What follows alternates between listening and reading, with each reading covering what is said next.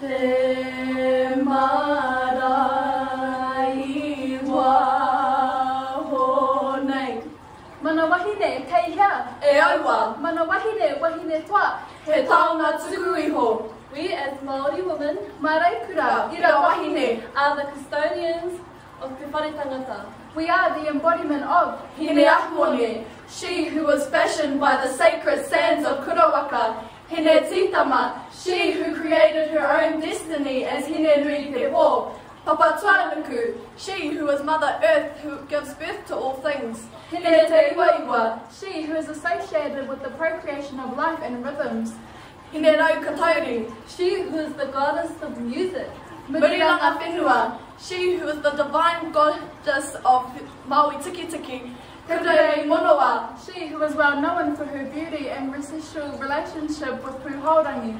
Taranga, She who is the mother of the legendary demigod Maui.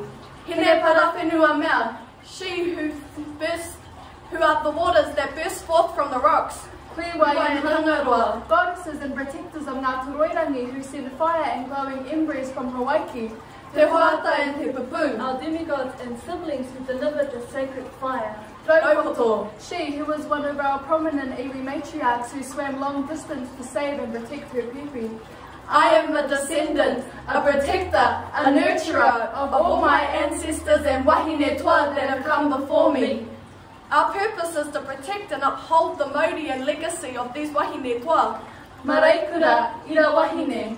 Protect our whare tangata that shall carry the future generations.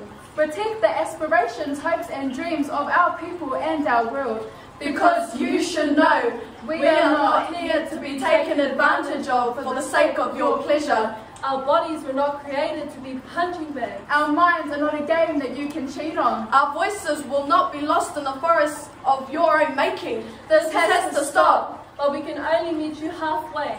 You can only know peace once you've fought the battle. You can only know true loss once you have something you're not willing to lose. Because gay, straight, bi, queer, we are equal. Black, brown, white, We are equal. Man or woman. We are equal. A A nation's nation's culture resides in the hearts and souls of its people.